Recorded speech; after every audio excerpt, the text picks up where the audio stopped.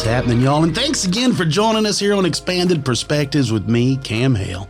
And as always, I'm not in the ship alone. Sitting next to me is the man with the pimp limp, I guess you could say. This fella, man, he's a mover and a shaker, right? This is Big Fizzy. How's it going, everybody? Yes, I'm here, back from the frozen north, or at least north to me. He's on crutches. He's back in the boot, except this time he's got a knee brace. No, that's not true. No, he's fine. I'm 100% fine. We just got back from... You're not 100% fine. Well... You're just healthier. I got you. But you're not fine. Dude, you ain't never been 100% anything. It's true. Very true. Yeah, I'm back from Colorado with the family ski and snowboard trip. We had a great time. The weather was absolutely perfect. It snowed a lot before we got there, so they had like 108 inches of snow literally right before we got there. And the whole 5 or 6 days we were there, it didn't snow one bit. It started snowing again the day we left. So you smell like electric lettuce. Is that normal? No. Yeah, we went to some shops up there. It was whoa, we can't talk about that. It was fun. No, we went to all kinds of shops. Let me finish. They had like antiques and stuff. Homemade soaps. You saw some of the bling Jacob had on that he found some of the shops. Yeah. We found a really cool sugar skull, like handbag for my wife that she really liked. And it was a pretty good deal. Pretty cool just walking around. I can't believe how much. You know what you got on the trip? Receipts. Yeah, that's right. That's what you got to take home. How much the town of Pagosa Springs has really grown in the last year or so. If you've never been up to that part of Colorado, southern Colorado, you should check it out, man. It's a beautiful area. It's pretty. Very, very fun time there. But I'm glad. And I did good. In fact, I felt better this year on the mountain than I did in February. Well, and you also told me that your son kind of called you out. Jacob kind of called you out a little drive bit. Up there. And you had to... go ahead and strap on the board and put him in his place still, because old man still got some moves. I think people don't know, because you've never shared the photographs or a lot of that stuff about you and your brother, how much y'all used to travel and snowboard there for like a section of 5 or 6 years all the time, like up to Canada, up to where'd y'all go? Y'all went all over the U.S. skiing there for a while. Yeah, we had the bug back then. We did a lot of snowboarding. Yeah, because every time I looked up, you were gone. Like literally, it was there for a while. It seemed like every month during snow skiing season, or during at least the winter seasons, y'all were gone for at least a week or better every month for several months. Yeah, and I still love it, but I don't go as hard as I used to. Like I used to, if we went on a 5-day trip, I would snowboard 4 of the 5 days. Yeah. This time we went for 6 days. I snowboarded 1 day. Yeah, you're like, I'm good. I came, I saw, I did what I had to do. The rest of the time, we cooked everything at home. We didn't go out to any restaurants and stuff. What was interesting is like the mask rules based on where you're at. So they were much stricter in New Mexico than they were Colorado. It just all changes. It also probably has to do with size of town. So I'm sure if you go to Denver, it's probably different rules there. You're probably right. But I feel good. I feel relaxed. I feel like I was able to clear my head by getting up there in the mountain air and just breathe better, and everything was good. It's good times, and y'all got good snow and all. It's just fun. Yeah, and then it's I get back getaway today, and like my day's already starting off. I'm already frustrated, and it's back to being mad at the world. Like, okay, so starting out, we went to the gas station before on the way over here to Skeleton Studios, and this is just a pet peeve of mine that annoys the heck out of me. You ever go to like a convenience store or somewhere, and there's somebody in the store, like in line, 3 or 4 feet away from you, having a conversation on their phone, on speakerphone. Yes. And they're oblivious that they're just talking out loud, and the person on the other end is talking aloud about God knows what, and you're just like... You want me to tell you how to remedy that? Go, like, have your conversation somewhere? I started doing this back when I worked for the city, so much so that they called one of my supervisors one time about it, the person that I had made mad doing this. I've never told anybody this because this is one of those things. If you have your speakerphone open and you're carrying on a conversation in front of me, I will interject myself into that conversation because obviously you want to have it heard. You want to have it shared. If they say something, I'll just laugh randomly. That's a good one. And just leave it like that. I make it so awkward. They either get mad and leave, or they call you back. They're like, "Hey, can I call you right back?" And then they laugh it off. And it is one of those passive aggressive things that I do. Yeah, I get and it. I know it's an ass move, but I'm like, look, your world isn't so busy that you can't wait to get in the car to make that conversation. And I'll tell you why. Because people still got things done before phones were invented. That's why. Leave it alone. You're not that important. Anybody listening to this, you're not that important. Yeah. Don't do that. Don't be that person. Spend time in the moment. Right? I wish people would. I mean, how many times am I on the phone with you and I'll get like, hold on, the guy's fixing to. Yeah, let me holler right back at you. Right back at you. No problem. I'd rather you do that than to leave me there listening to your exchange. Yeah. Well, because Kyle and I like to try to make each other laugh all the time. And so if we're talking and if I'm because he's done it to me before. You have your earbuds on. You have your earbuds in where you can't. Exactly. And so you can hear the conversation that's going on with some other person. And then we start ad-libbing that conversation, trying to get whoever it is to break character while they're looking.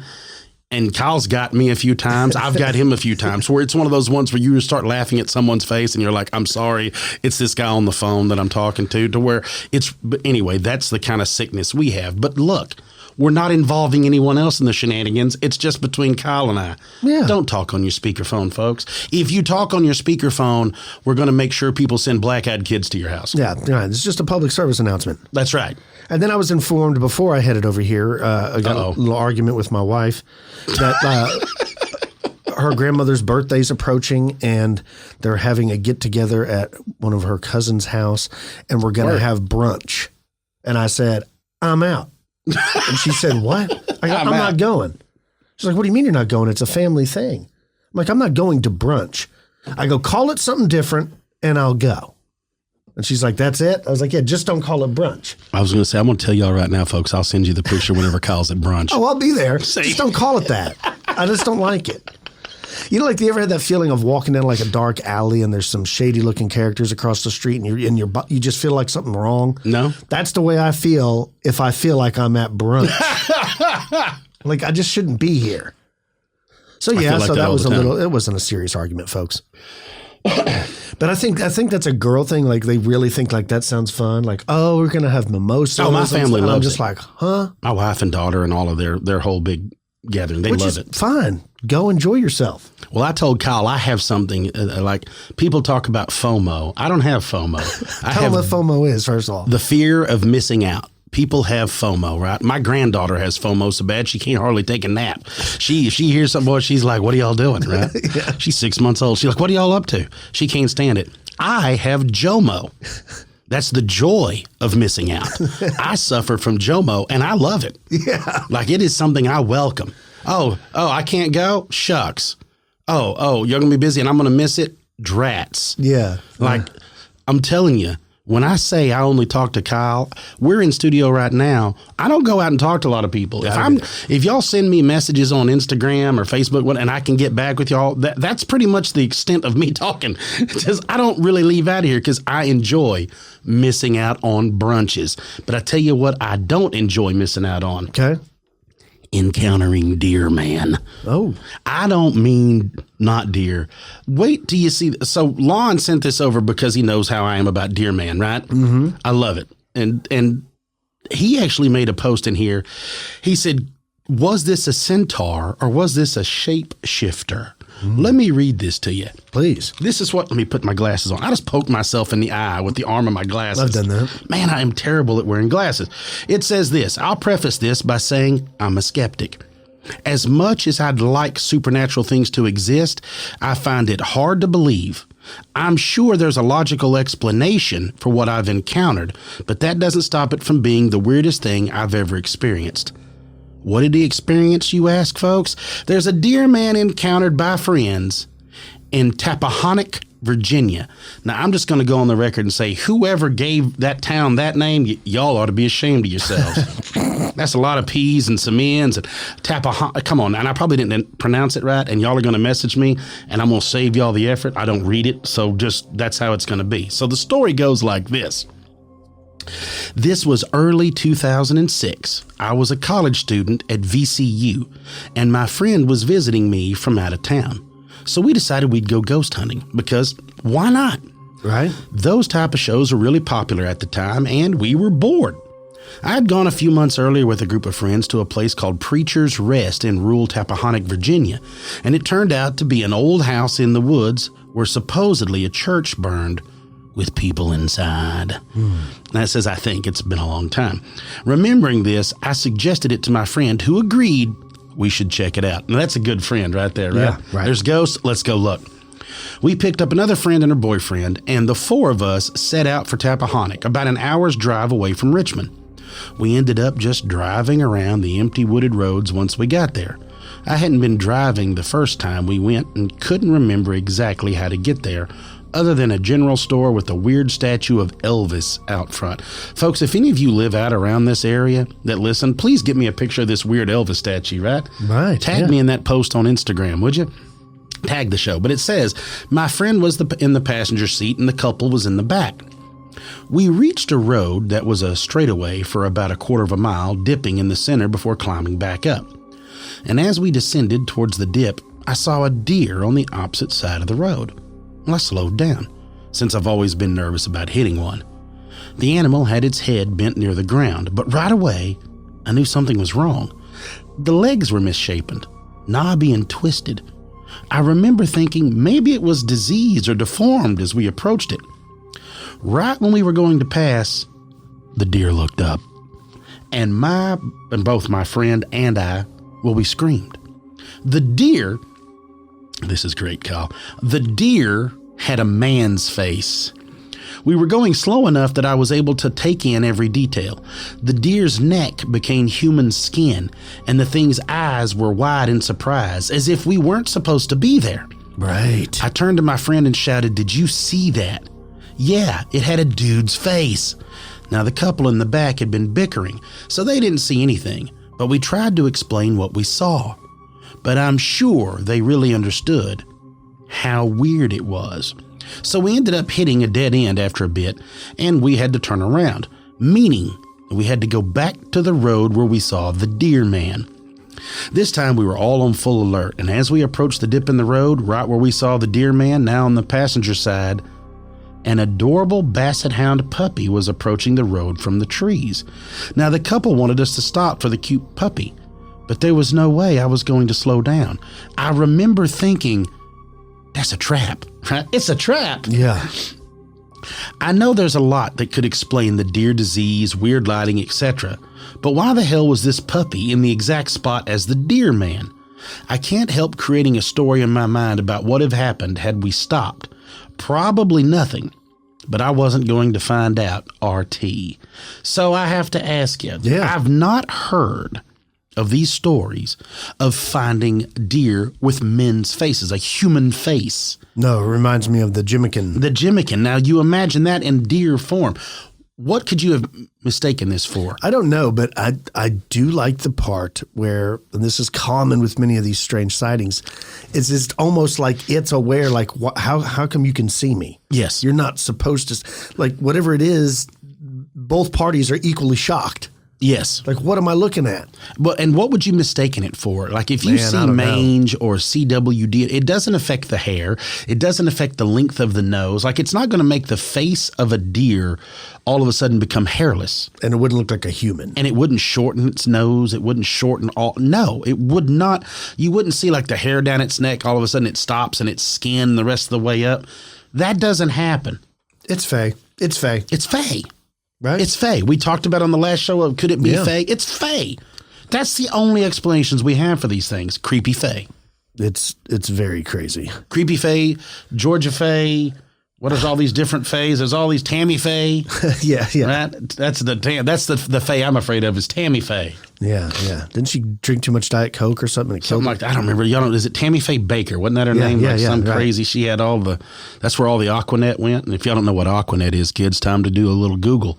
Or if you're a Hot Tub Time Machine fan, time to do a little Google search. Back when that was destroying the ozone. Yes. Right? Aquanet and White Rain. Yeah, cool. Like a woman with a pump, White Rain. Had the big bangs up front. I remember what was the Australian brand? And everybody liked that for a little while. Do you know what I'm talking about? Yeah, it was the bottle had like kangaroos on the front of it, right? And they were facing each other. And of course, our high school mascot is the kangaroo. Yeah. Man, I forgot what the name of that is. It was like in a purple bottle. You know what I'm talking about? I don't even know if that stuff exists anymore. But I don't remember what color the bottle was because I couldn't see that exact color. It's just real dark. In the but I'm glad to know it was purple. Early 90s, yeah, that was the thing. What was it? Just Aussie? What was that stuff? Man, I don't remember. Now you're going to have me look up, folks. I'm sure somebody out there's probably got a picture of it. Like they've still had one of them put up somewhere. They may still make it. What do we know? I don't have any need for hair care products. I cut all mine off and Kyle's all fell out. Well, there's no reason. We don't even own a comb. I don't. I do, but it's for my beard. I have a little one for my mustache. That's right. Right? Speaking of cool, check this out. A listener writes in. It says It's a picture of me. No. In the mid to late 1990s, I owned a Texas-based national general contracting company serving large big box stores like Kmart, Walmart, and Barnes & Noble. Word. As the founder and CEO of the organization, it was my job to represent the company for our clients. It was one of these occasions where I was required to travel to Nogales, Arizona, to meet with a client's regional representatives to discuss a major upgrade project on their southwestern regional locations. Basically, I was present to wine, dine, and assure them that we were the company for the project. Pretty straightforward business, as usual. Although I previously mentioned wine because, please understand, I did not drink or do drugs or have any psychological issues to deal with. That morning, I flew into Phoenix. I rented a car and drove to Nogales. Nogales is an old town that rests on the United States and Arizona border. The Mexico-United States border in Arizona. And I could sense the history and age as I drove through the town and up to the hotel that I had booked. It was an older hotel, and its age showed, but seemed clean enough, so I took my bags to my room. At the time, I was carrying my laptop computer. This was the days when laptops were large, clunky, and expensive, so I took very special care with it. I sat the laptop down in my briefcase on the bed and my suitcase on a rack in the corner. It was mid to late afternoon, and I still had an hour or so to kill before I was to meet with the client for dinner at a local steakhouse. I pulled a cigar from my briefcase, and I set out to walk around the block to check out the area. I smoked my cigar and strolled leisurely around until I was finished with the smoke and returned to my room. As I unlocked and entered my room, I sensed something strange and immediately felt myself tensing and becoming on guard. I looked at the bed, and my heart sunk for a moment. My laptop was nowhere in sight. I checked the door to the back balcony, and it was still locked. I had just known that it was stolen.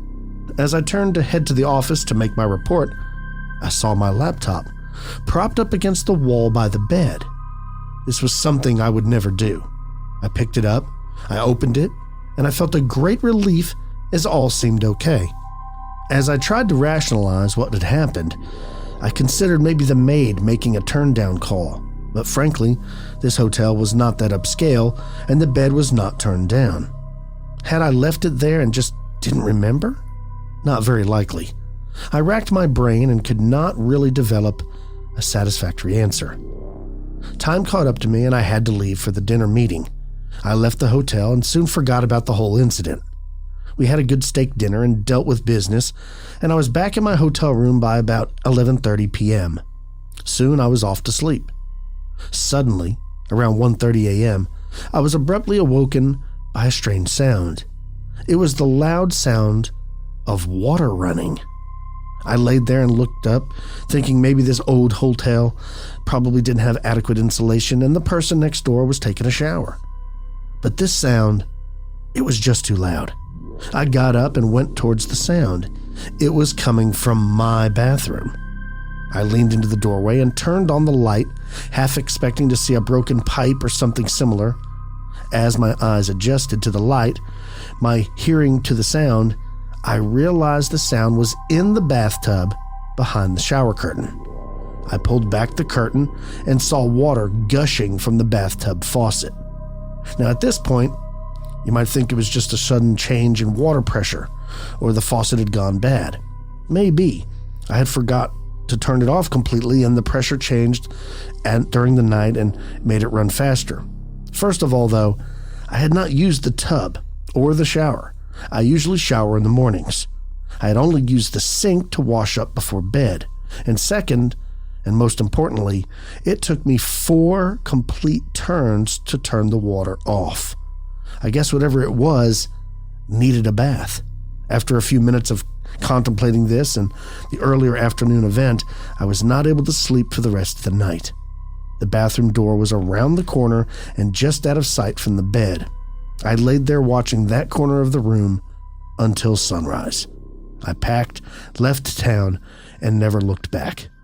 Greg Beck from Fort Worth, Texas. Oh, very cool. Sounds like the room was haunted. I mean, Yeah. and the title of his story was Dirty Ghost. He says, guess he needed a bath. I thought that was pretty cool. that's real cool. But there's no explanation for that. A water valve only works one way. It's not going to require like 4 full turns to turn it off. No. Pipes break and leak and all that stuff. And I could get if it was, it was a really cold night and the pipes froze and I something have broke. a little experience with this. Right. Exactly. So I don't know. Strange story. Sounded like it was haunted. It does. And what I laughed is when he talked about back in the early 90s, how big and clunky the laptops were. I remember I bought one. It was like a Dell. I remember this. And I thought it was the coolest thing, but it was expensive. And especially for me back then, I didn't have a whole lot of money. I remember it was like carrying around a television. It was after I got out of high school. So I graduated high school in 94. This would have been like 98. And yeah, I bought it for work. And it was a pretty Had the penny. big battery pack. Yeah, exactly. And I remember it took me like 3 years to pay that darn thing off. And now you can get them. I mean, they're everywhere. Like the tablet. I have an iPad in front of me. Does 10 me too. times the amount that thing would do. Oh, way more. And I remember too, you would always get mad at how long it took to charge. Like if it got low, like you'd be like, this something's going to take a day and a half for it would even get the power in it. Yeah. It's such a pain. And instead of a mouse, it had that like little nipple thing that you could move. I don't know why they did away with that. Did you milk it? It has nipples, fucker. You can milk it. Very cool. Well, what are we going to be talking about today? I am going to be getting into pet ghosts. And I don't mean ghosts you keep as pets. I'm talking about pets that have returned as ghosts. When we get back on the other side of this break, folks, we're going to get into some high strangeness and some weirdness with some of our loved pets. You're listening to Expanded Perspectives.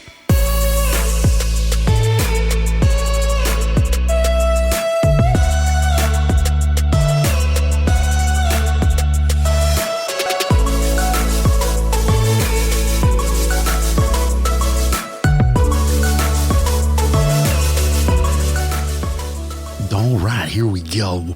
Something that Kyle and I have discussed. Y'all have heard us talk about it from time to time. Never really chased it down.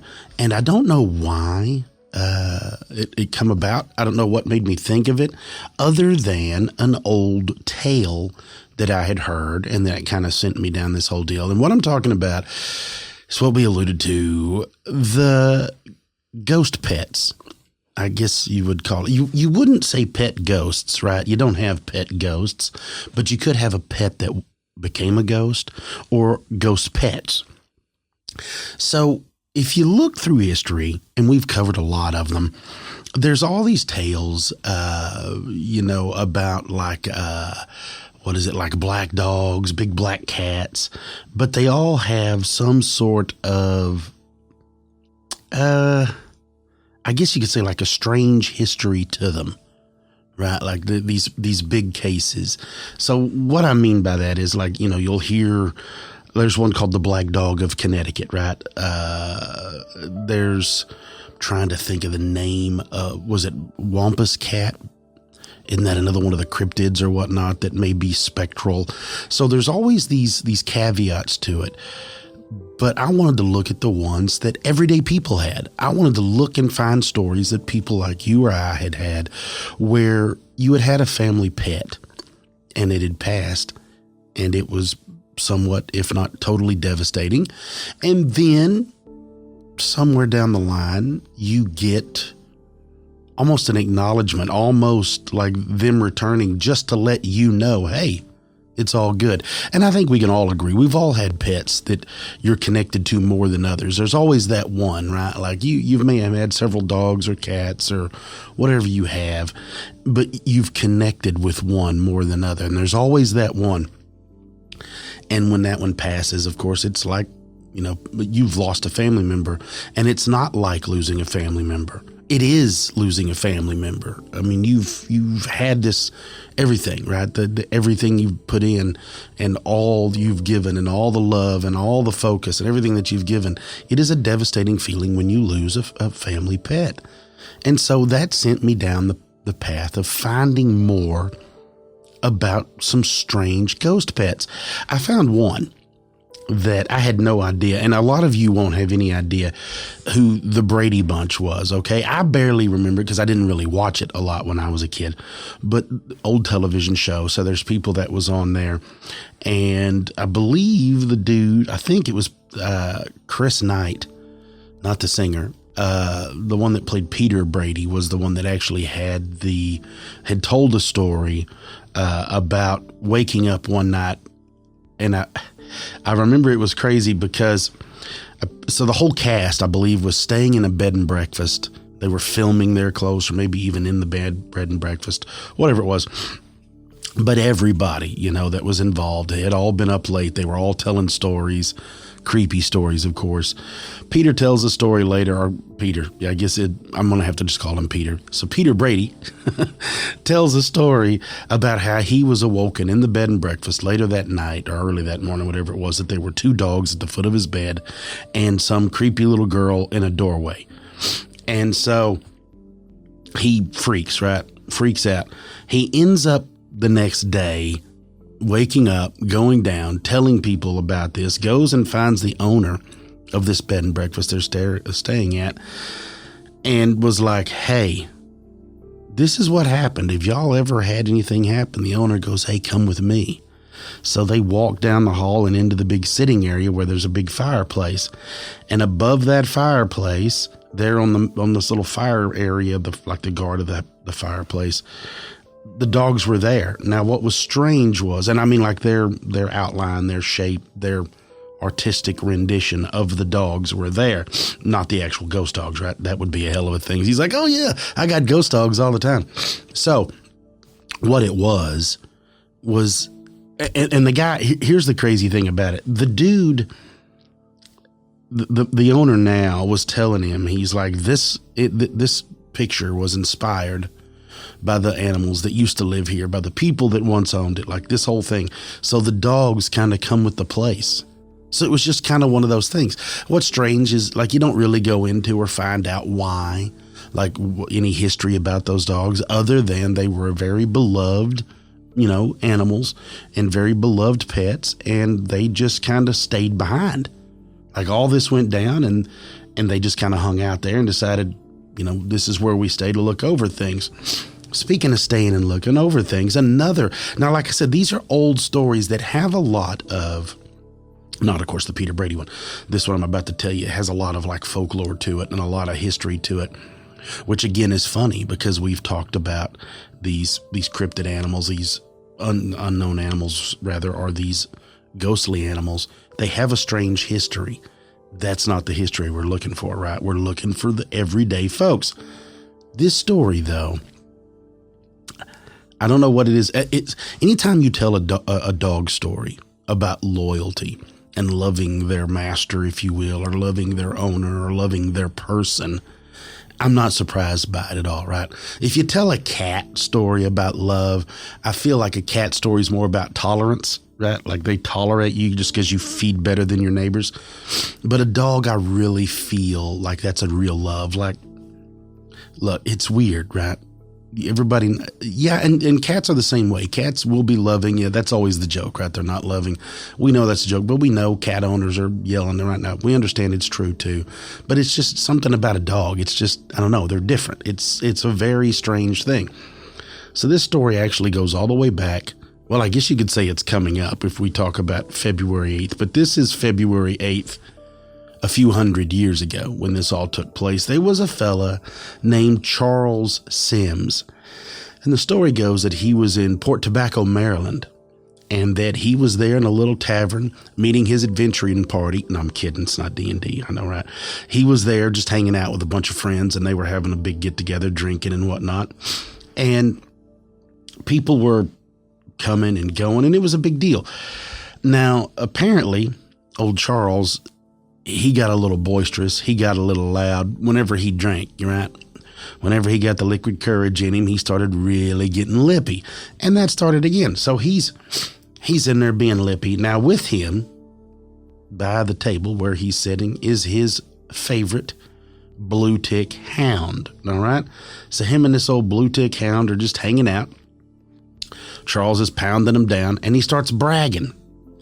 And of course, story goes, he's bragging about how much money he's got on him. He's bragging that he carries like, oh, I own this property. I've got the deed to this property, all of this stuff. Well, of course, you never do that, right? It's like flashing your bankroll. You never flash your bankroll at the bar. You just kind of keep it under wraps, right? Well, Charles didn't. Charles is all busted up. And so he leaves out of there. He's heading home. Well, on the way home, he's taking Rose Hill Road, and he's attacked. He's attacked by some highwaymen that actually heard him talking about it. Story goes, the fella's name is Henry Hanos. And Henry has a buddy. And he and Henry come in there and jump on him, start busting him up. And Charles is fighting back. He's fighting back like crazy. And while fighting back, his dog, his blue tick hound, jumps in there, right? Blue tick hound helps out. Well, they killed the dog, right? We're talking John Wick style. Now they've killed the dog, so you already know Charles is mad. So the next day, they find the dog, and not far, they find Charles, both dead. They had succumbed to their injuries. So story goes that old Hanos there, right? What's his face? Henry. That Henry and the fella that was with him took the gold, took everything that they had found, and went and hid it, buried it. And they found a certain holly tree, and they knew that, okay, this one sticks out. This one's not like the normal. This one's going to make us where we remember. That's where we're going to put it. Story goes that after they decided to return to get the money after the fight, and they kind of buried it to lay low, that they were attacked. And they were attacked by a ghostly specter of a blue tick hound. Now, they don't talk about physical, right? They don't talk about anything physical that happened to them from the attack. But what they do talk about is they never could get to the gold. That when they got to the gold, they were under some sort of psychic attack or whatever you could want to call it. But that after the very first time of trying to retrieve it, Henry, after the attack, got very, very ill and died, like very soon, within a week of trying to get it, was on it. Accomplice, he never went back. He had nothing more to do with it. He saw what had happened, nothing. The story goes that the gold's still there, protected by the dog. Now, of course, that makes a great old story, right? Like those are the kind of history stories we talk about. But then I found one that takes place in Michigan. And Tony and all of my friends up in Michigan, Sarah, all of y'all, this is something that if y'all live up there, you might want to go check out. It's the Holly Hotel, and it's in Michigan. And the story goes like this, that there was a Ghostbuster person named, and apparently this is a world famous Ghostbuster person, big into going and checking out all this stuff, named Norman Gauthier, okay? Norman's a parapsychologist, and I think a Paranorman. Everybody seen that cartoon movie, Paranorman? Yeah, so this is Paranorman is up there in the Holly Hotel. This is back in 89, and says, hey, look, there's a lot of stuff going on in here in this Holly Hotel. So starts talking and brings forward the idea that people start smelling, and we've talked about this, perfumes while in the Holly Hotel. You find cigarette smoke lingering in certain areas when there's been no cigar smoking, when there's been no cigar smoking in the entire place, right? I love those stories. But the coolest thing was the former owner of the Holly Hotel was named Mr. Hurst. And Mr. Hurst had a dog named Leona. Now, Leona, from what I gather, looks like a little Shih Tzu. Like Leona's like a little terrier, just a cute as hell little dog. Story goes that not just one guest, or not just, every now and again the people that work there, but that multiple people have heard the ringing of the collar, the clicking of the nails on the floor, running up and down the hallways from Leona. People have also reported feeling something that has brushed against their leg. As they've been walking down the hallway, they hear this noise. They actually feel contact. They believe it's Leona running through there. They also hear phantom barking in, I guess unseen areas of the hotel. As you're going, you hear barking around the corner. There's no dog, of course. The people that come in the restaurant part, that do the early morning open up, they report hearing barking all the time. Like when they get there in the morning, it's like they've woken Leona, right? Like now Leona's letting you know, hey, I know what's going on. I'm paying attention. I just think that's awesome. The idea of the dog always being there, right? Always being on, vigilant, just hanging out, the whole thing. It doesn't stop there. I found a story. Now, this story is crazy in my book because it has to do with water, right? You know how I feel about that. The story takes place I want to say it's it's somewhere in the 1880s, but I can't remember exactly. There is a family, and they have left Cuba, and they're going to Bermuda, and they have a couple of young daughters. This whole group of this family during this journey they're going. They also have a family pet named Sheba. Now, she's a German Shepherd, and loyal as can be, loyal as the day is long, right? Like this dog is everything to this family, and this family's everything to this dog. Well, during this, as you would imagine, something comes along, storm comes along, turns the ship to pieces, everything goes down. The girls, the dog's there with them in the room, the whole thing, the girls are trying to hang on, the whole deal. The story goes that out of all the stuff that went down, everybody fighting the waves, fighting everything, Sheba was only able to save one of the children. They hung onto her collar. One was pulled away, swept away in the storm. Sheba makes it to land wherever they were at, and hears the screams. And I'm sure this maybe comes from the other sister. Hears the crying, hears the calls, and Sheba runs back out into the waves, of course, to save the little girl. And neither one are ever seen again. It's over. And so it's believed, that what had happened, they had both perished, due to the waves. Ever since that point, there have been several sightings in the Bahamas. And if y'all remember, I've talked about this before. I believe it was in Florida when they had talked about seeing the ghost of a young man who might have died trying to get back to his girlfriend, right, or his fiancée. Much along the same lines, that's what's going on here in the Bahamas. People report seeing a German Shepherd, but a phantom-like German Shepherd. And they said that you can see it on the beach, run and jump into the water, paddle out, and then dive under, and it never comes back to the top. There's even one where a 9-year-old girl claimed that she had fallen into the ocean from her parents' sailboat, had been trying to get in it, right? Like splashing about. A German Shepherd just paddles up to her, grabs her, and basically drags her back to shore. It starts barking. When it gets to the shore, it's, excited. Tail wagging. Its whole body's wagging. It's barking at her. The little girl said she looks up at it. It's gone. It blinks out of existence right in front of her. That's not the only story. A 12-year-old girl, same thing, said that while she was snorkeling with her family, she looked above and saw a dog paddle over the top of her. Right over the top. And she said, I know it was a German Shepherd. So she goes to the top. She swims up, pops out of the top, and calls to the dog. Like, hey, because, you got to be thinking, she's panicking, right? Any of us would, but especially if you're 12-year-olds, you're like, what is happening?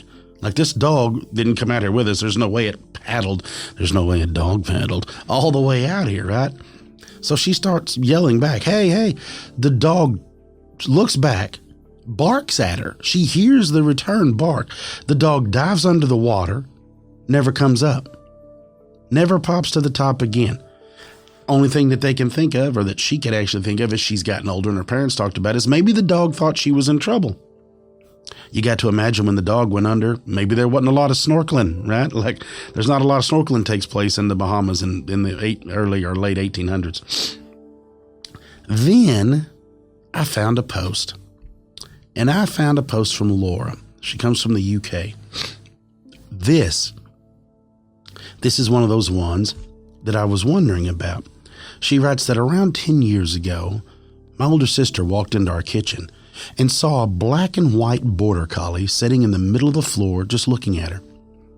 Now, she thinks or recounts that the dog was only there for a couple of seconds, and then it just vanished into thin air. Well, growing up in a haunted flat, we all became strangely desensitized when odd things like this would happen. Now, it still scared us, but we stopped making such a big deal about it, and it became our normality.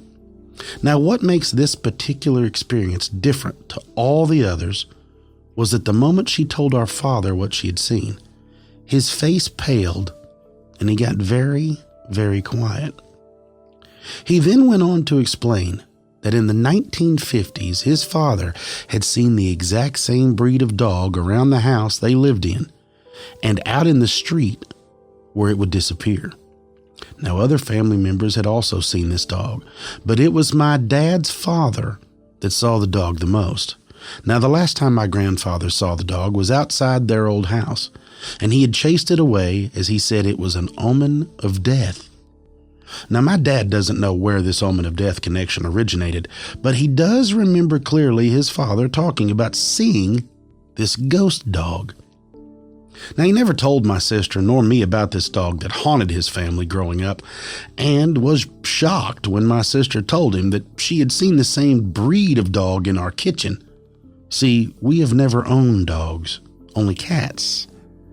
Now, my grandfather died when my father was 8 years old and was buried somewhere in Glasgow, but my father never knew where his grave was.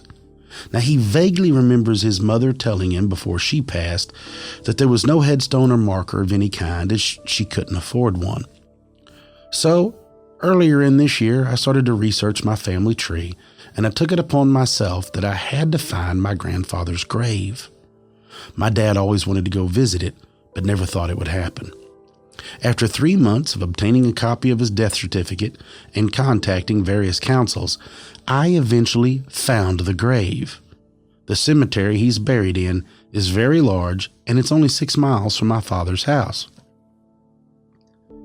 As the grave had no marker, the council had spray painted a row of arrows to the layer, and upon seeing the grave for the first time, I felt very sad.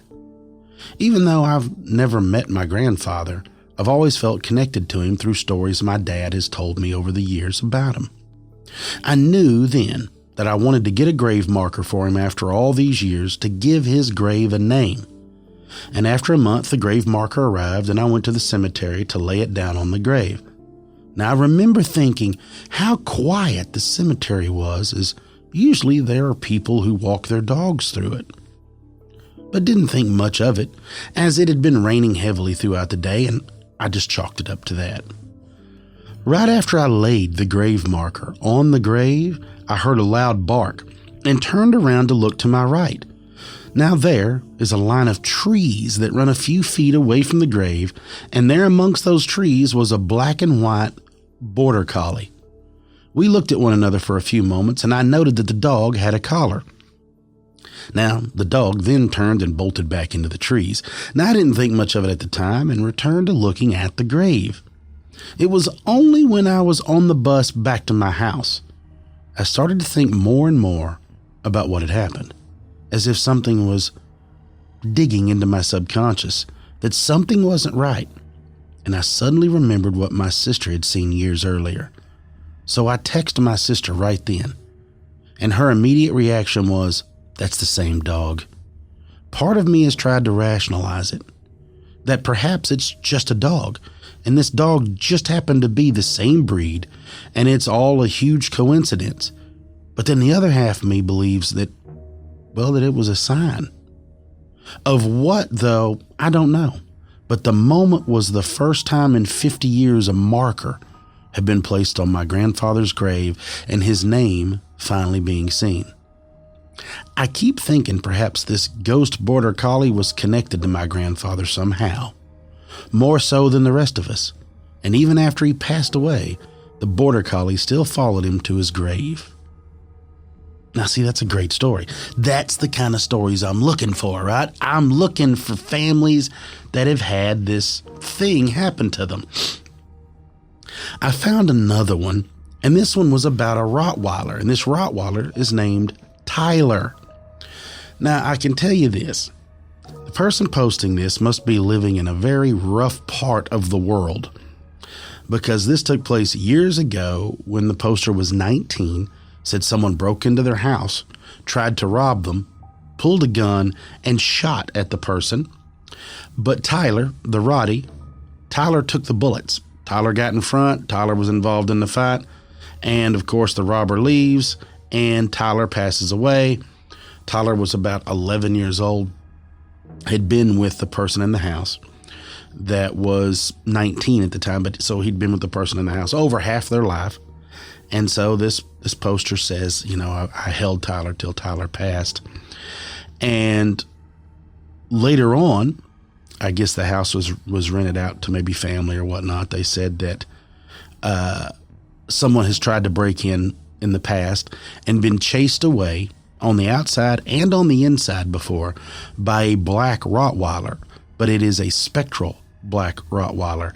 And one person goes on that the people that live there is now the person that was originally involved in the first break-in that lost Tyler has moved back into the house, and that they feel at night pressure on the bed.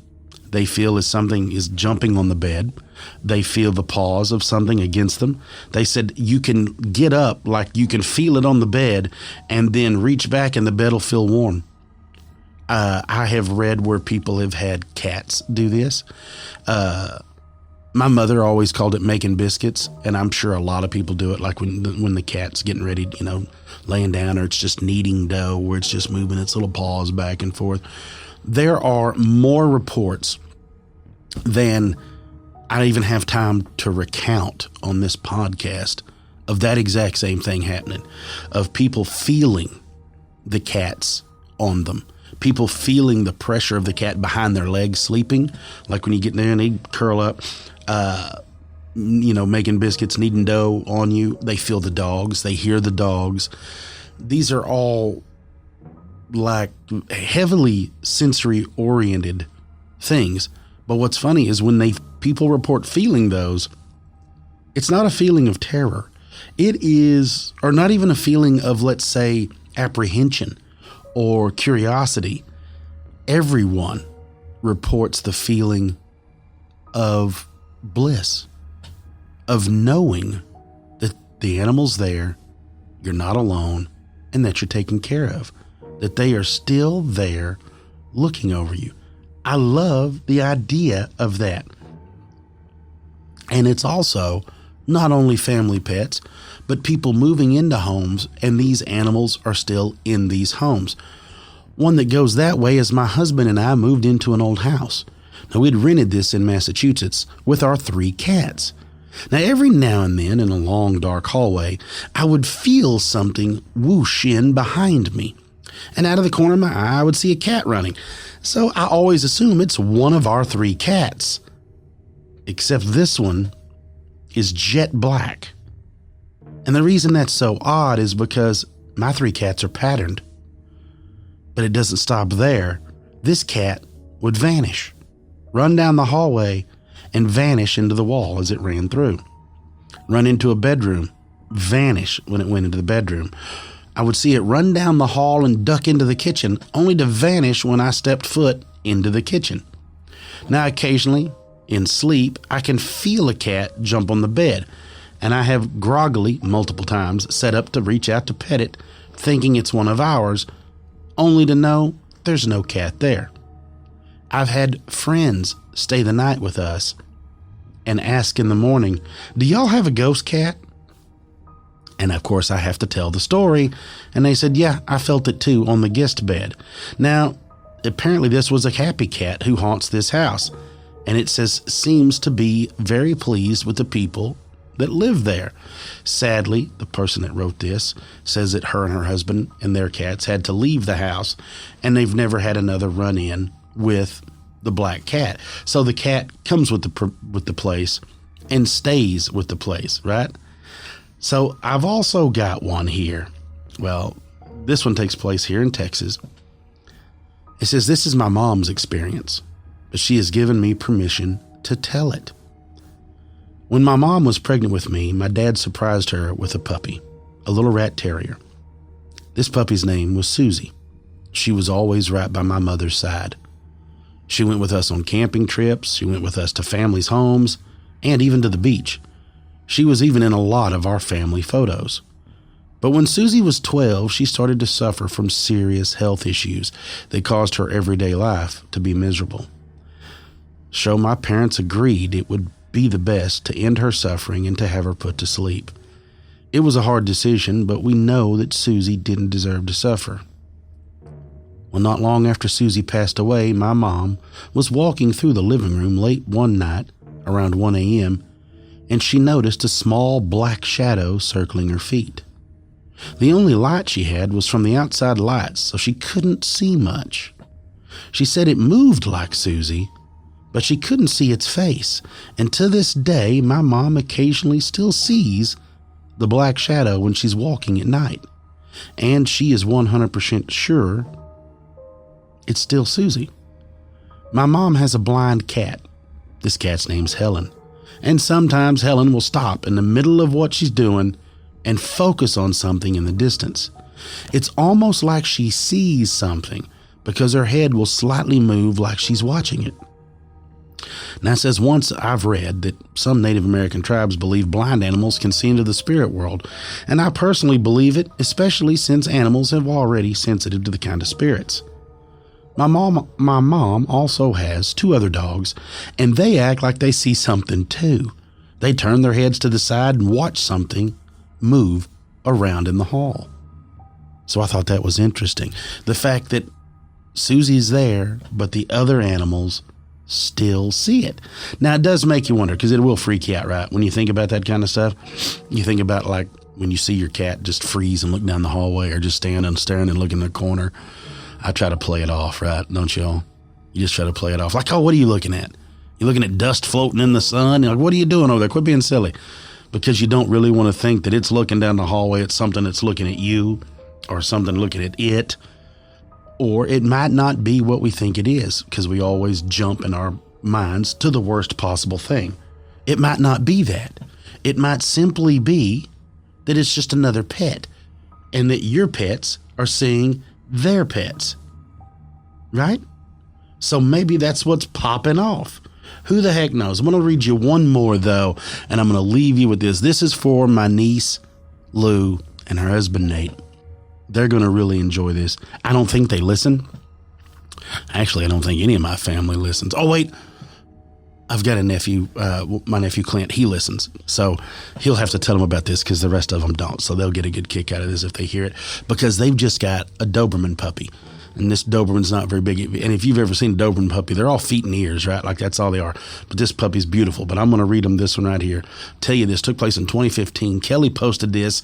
It says, this story takes place in a town just outside of Cincinnati, Ohio. So when I was a child, my mother was a single mom. My sister and I and my mother lived at my grandparents' home. And it was a smaller house, so we had to share a room and a king-size bed. This house was older, so we always heard strange noises. I remember my grandmother would joke about the strange noises and claim that they were her ghost friend, George.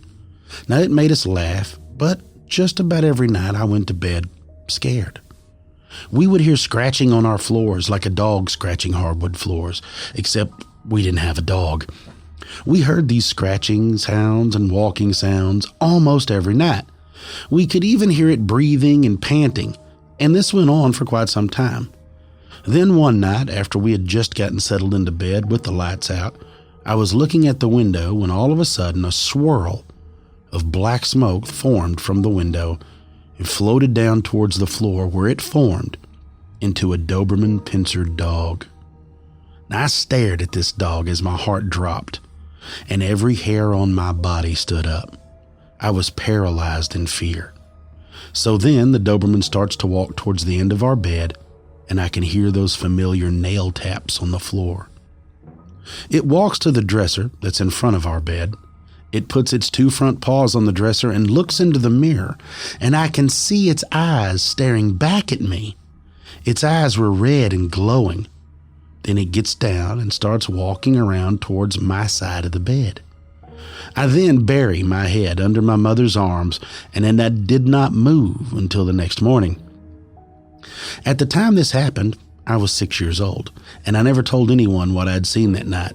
And I never saw the dog ghost again. Now, some years passed, and I think I was about 13.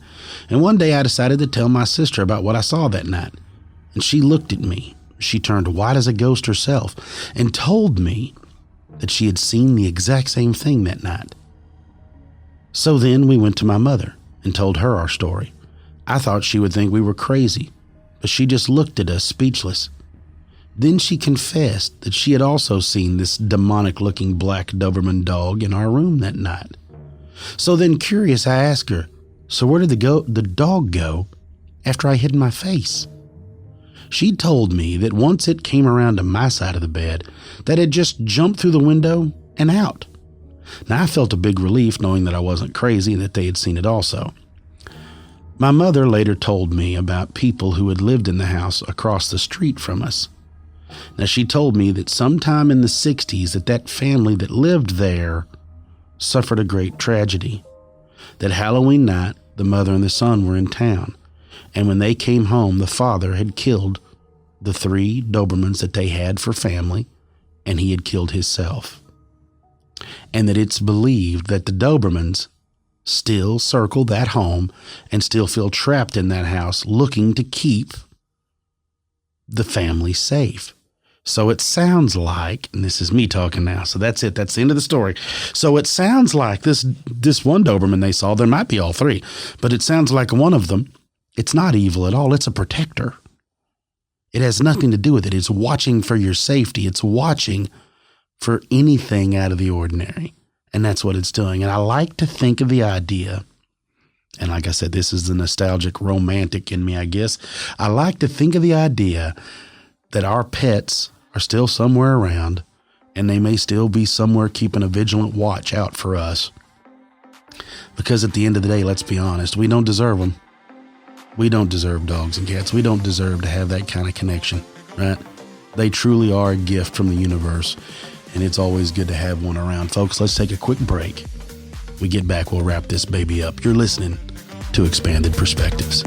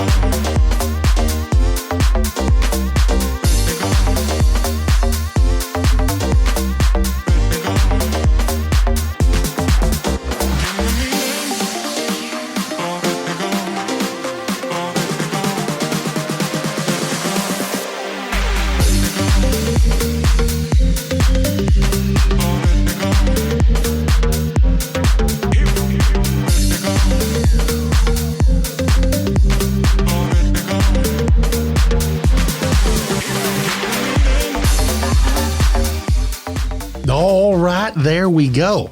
Very done cool. and done. There's, like I had told y'all on here, and I had told Kyle off the air, if you go online, like I even dug into Reddit, and I said, you know what? I know people are going to post about this. This is something, if it is pet related, everybody shares it, right? We always do. There is now, and they're not long. Like you have to remember, for those of you that haven't done a lot of Reddit reading and and a lot of stuff, you don't always get, and I'm not even the best of it. I'm not condemning anyone. You don't always get the best storytelling. Yeah. You don't always get the best spelling. Like a lot of it, it's people are just sharing their thoughts, and lots of times it's hard. That's why there's authors and writers. There are people that are gifted at being able to write things and you clearly and concisely understand them. Right. Then there's people like Kyle and I that don't write things that way, and we try our best, and it just works out. So you got to weed through it, but literally thousands. Like I without exaggeration, there is probably 1,500 stories, maybe more. I mean, it is ridiculous. And when I mean stories, is like just little things of people going, yeah, that happened to me. We had a cat. Right. I felt the cat on the bed, after it had passed. We had dogs. I heard dog barking. I've heard the nails on the floor. You hear all this. Those stories are so commonplace. It may be more commonplace than people sharing stories of interactions with loved ones right after they've passed. Like something about I agree. I think it's pet. I think it it's just common. seems to be more common. Very cool. You know what? I don't understand it. I don't understand. Is it really a thing? Is it really that's what's happening, or is it because like we've talked about, there are like your loss of your pet can have serious repercussions on the family and on yourself. Oh yeah, especially if people it's been don't around for a realize. while. And even when you're little and you're raised with them, or even as you older, it's not like, well, it only matters if you've been a pet owner for, all your life. Like if you're a new pet owner, like that's not true. It's like I said, we don't deserve them. And this does not surprise me. It's just so wild that it's so common that I feel like it should be more commonplace spoke about. So that's kind of one of the reasons I did it. Is you think back to, I think more people have had maybe these encounters or maybe these experiences way more than they realized. And I often wonder if it's the pets, like, whenever you hear people talking about, like, I knew not to go down that alley. Right. Yeah. Or I knew not to drive this way, or I knew something wasn't right. Maybe it's a pet. Maybe your pet's with you while this is going. Maybe it's their influence on you is like a guide. Maybe they really are some type of spiritual guide, or maybe they're just simply a pet and they miss you, so they've decided to come back and stay. But you could see how they could get attached. So, oh, yeah, absolutely. Yeah. Check this out real quick. We have a listener, Emily from Montana, sent in this pretty cool story. Check this out.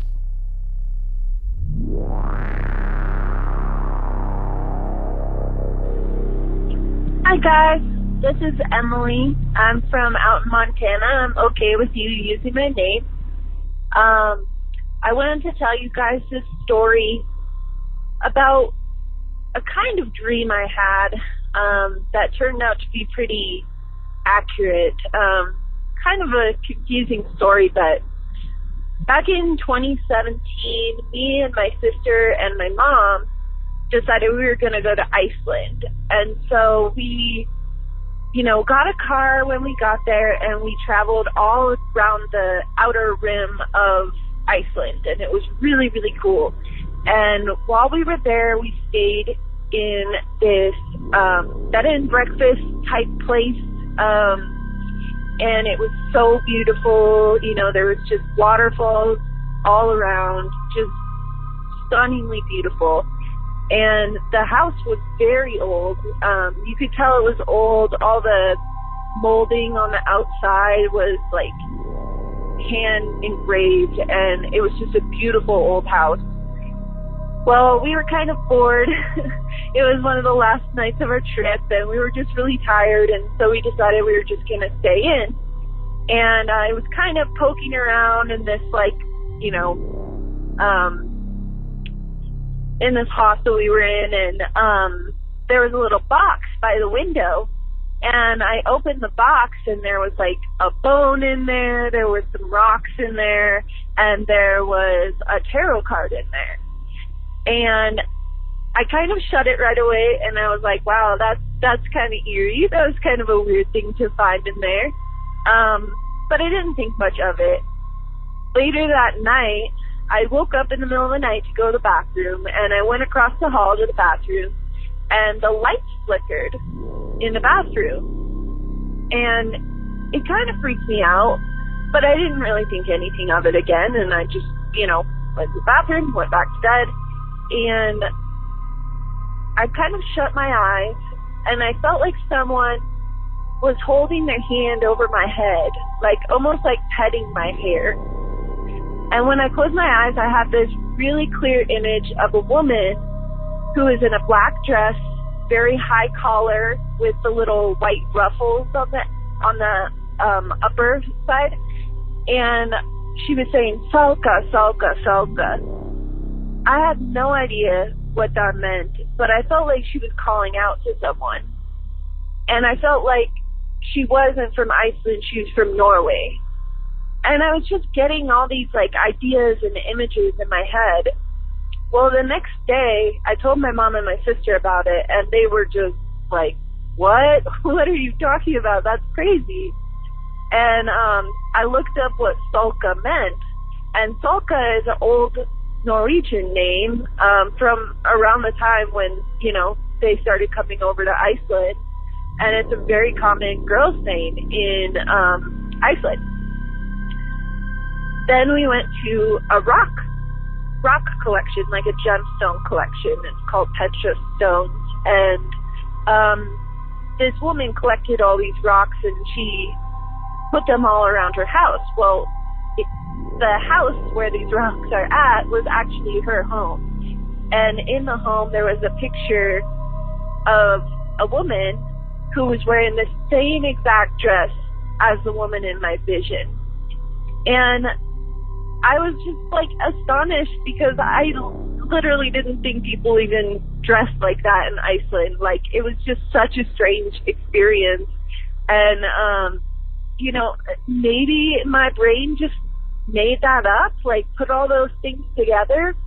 But I really don't think so. I really think that I had some sort of like ghostly encounter that night. And it was definitely one of the craziest and coolest things that has happened to me in a paranormal sense. And I have more stories, and I know it's annoying when people do this, but I will call back because I felt like that was a really long message. Anyway, thanks, guys. I love the show. Bye. And there we go. That's awesome. Strange sighting, right? Sound Yes. like possibly a ghost of some woman looking for something. Her daughter or a loved one, who knows? That is so wild, right? And I want an encounter, but then again, I don't, right? Like, I really want, and I don't mean just a sound. I'm talking like, I want to see something. And then part of me is like, no, you don't. You don't want to see any of that. Right. And please don't apologize for the story being too long. It wasn't too long. No. In fact, when people call in, I want the story to be long, right? I don't like it when you skip to the good part. I like the build up. Give me the whole story. Build the scene. Where were you at? What happened? What did you feel? All that. It's the little stuff that makes it so That's detailed. what makes the story. Yeah, absolutely. Exactly. That's what makes the story. Right. It's a new year. Do you got any new plans? Any new you working on anything? No, I'm just going to be the same old me. Nobody likes the same old me last year. Nobody liked the same old me this year. It's just, I would rather be consistent. Jomo. That's it. Jomo, I'm Jomo consistent. life. I would like to lose more weight. I've lost You some. need to get tattooed on your knuckles. Jomo on my knuckle. I might do that.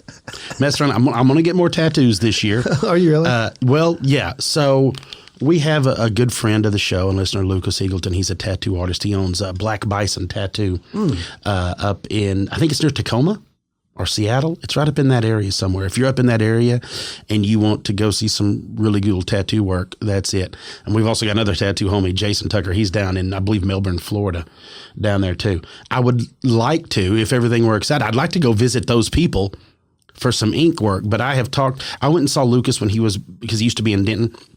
And when he came down for the tattoo thing at the convention a couple of years ago, and I went and talked to him and all that, and I'm setting it up to where I would like to go up there and get my left arm completely done up there. So that's kind of a plan that I have, but it probably won't come to fruition.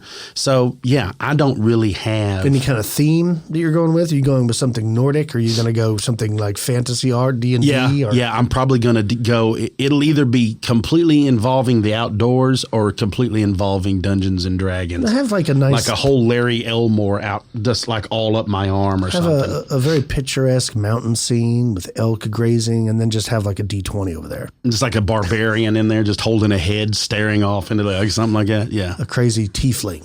I want to share something with y'all now that we're talking about pets. And I had forgot that I had this, right? I don't remember where this came from, if it was who had sent it to me, but it was someone was talking about dogs, right? And I'm sure some of you have seen this whole thing. And I want to leave this with you. This is what somebody had written about the way dogs might view us. And it says, for generations, he has guarded over my family. Since the days of my great-great-great-great-grandfather, he has kept us safe. For so long we thought him immortal, but now I see differently. For just as my fur grows gray and my joints grow stiff, so too do his. He did not take my children, but gave them away to his. I will be the last that he cares for. My only hope is that I am able to last until his final moments. The death of one of his kind is so rare. The ending of a life so long is such a tragedy. He has seen so much. He knows so much. I know he takes comfort in my presence. I only wish that I will be able to give him this comfort until his end. because it is written, as dogs view us as elves, because we outlive their generations. Oh. And we raise their children and their children's children, and we raise on until we pass. And to a dog, when we pass, is a grand thing. You think about it, because of our life being so much longer than theirs. True. So that's the reason they have to fit all that love and companionship in those small windows. Yeah, very cool. It's a very neat way to look at it. It is a neat way to look at it. I appreciate you reading that. Yeah. If you have any stories you want to share with me and Cam, please don't hesitate. Like I said, make them lengthy as you want. Yeah. Email the show, expandedperspectives@yahoo.com. You can call the show, 888-393-BRUD. That's 888-393-2783. And you can tell the story and it might appear here on the show. Anything else planned, Cam? No, just know that Kyle and I have got something in the works. We do have something in the works. We've got it going this week. We've got something in the works, and hopefully by, let's see, spring. Hopefully by springtime, this spring, we'll be able to pop it on you guys. But I think y'all are really, this is going to be something that a lot of y'all have asked about for a long time. And we're finally coming through with it. Yeah, I can't wait to show it to everybody. But that's it, folks, for this episode. Till next time, be careful out there. I'm Kyle. He's Cam. Peace, y'all.